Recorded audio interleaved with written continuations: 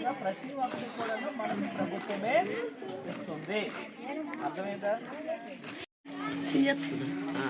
అర్థమైందా?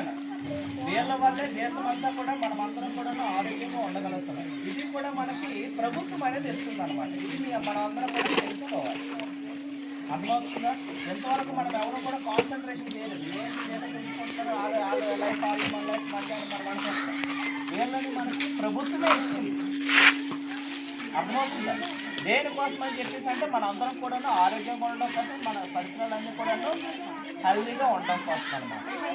అర్థమైందా?